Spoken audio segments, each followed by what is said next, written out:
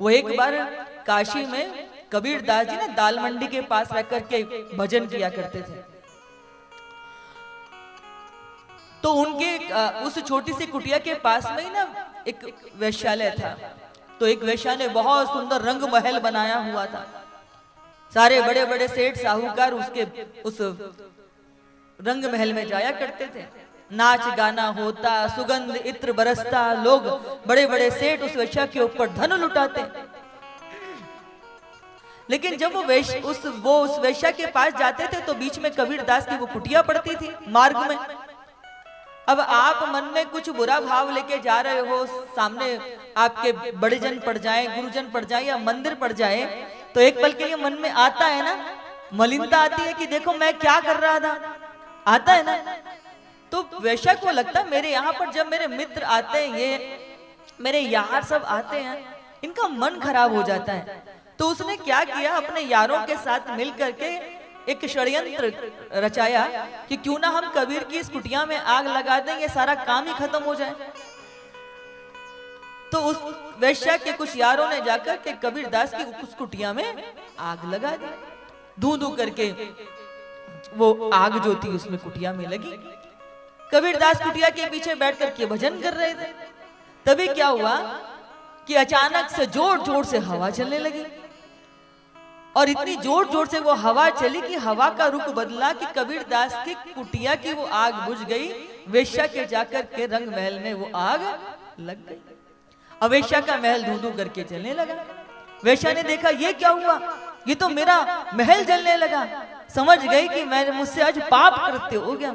दौड़ी दौड़ी भागी भागी कबीर कबीर करती करती देखा कबीर जी तो मदमस्त बैठे हुए थे, आंखें बंद किए हुए, उन्हें पता ही नहीं कि हो क्या रहा है। जाकर के चरणों में जोर जोर से सिर पटक पटक करके माफी मांगने लगी, मुझे माफ कर दो, मैं कितनी पापी हूँ, कितनी उल्टा हूँ। मैंने अपने यारों से कहकर के तुम्हारी कुटिया में आग लगवाई, परंतु तुम्हारी कुटिया की आग बुझ गई, वो जाके मेरे महल में लग गई, मुझे माफ कर दो।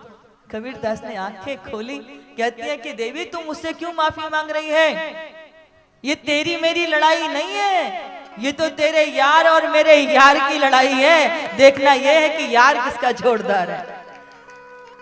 हमने इन हाड़ मास के पुतलों को अपना यार बनाया और मैंने उससे यारी शादी की जिससे यारी करने के बाद इस जगती में कुछ भी पाना शेष नहीं रहेगा। इसलिए माताओं बंधुओं मेरा निवेदन है, ये शरीर पाया है, शरीर से सारे नाते रिश्ते हैं, सबसे प्रेम से रहिए, सबसे सच्ची प्रीत निभाइए, कर्तव्य पूर्ण निष्ठा के साथ निभाइए। ये आपका धर्म है। आप भजन कर रहे हैं, बच्चे भूखे बैठे हुए, ऐसा भजन ईश्वर को स्वीकार नहीं होगा।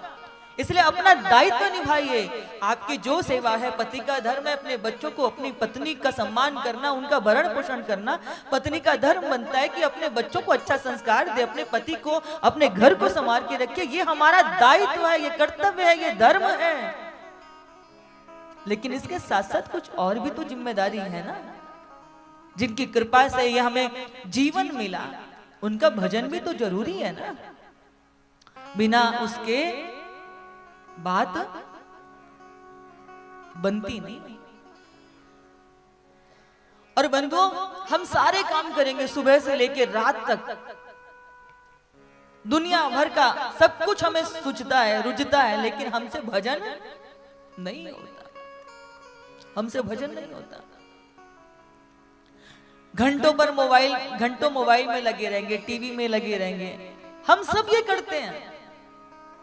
दोस्त मिल जाए, परिवारीजन मिल जाए, आप देखिए अभी तो हमारे जितने भी शादी विवाह के हम तो उत्सव देखते हैं, हर किसी को हमने इवेंट बना दिया। इवेंट वाले सर पे चढ़ जाते हैं, वो नचाते हैं। पहले हमारे यहाँ एक एक जो रस्म होती थी वो इतनी उसके साथ में निभाई जाती थी, पूजा पाठ ये सब कुछ। महीनों महीनों पहले से हम शादी की तैयारी में, विवाह की उसमें लग जाते हैं। ये इस दिन पहनेंगे, ये उस दिन पहनेंगे, इस चीज की हम इतनी तैयारी करेंगे। लेकिन कौन सी हमारे पूर्वजों की पूजा होनी है, कुल देवी की पूजा होनी है, या मंडप में पूजा होनी है, वो पूजा हमें ऐसे लगते कि पंडित जी के सर पे सवार हो जाएंगे कि बस जल्दी पूजा कीजिए। अग्नि की साक्षी में जो फेरे लिए जाते हैं, सूर्य को ही तो हमने अग्नि माना ना, उसी की साक्षी में तो फेरे लिए।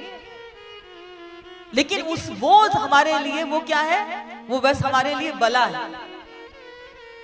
दिन भर सब कुछ करेंगे लेकिन हमसे भगवान का नाम नहीं लिया जाता। परंतु इस कलयुग का सार क्या है? कलयुग केवल नाम आधारा, और सुमिर सुमिर नर उतरहि पारा। इस कलयुग का सार है।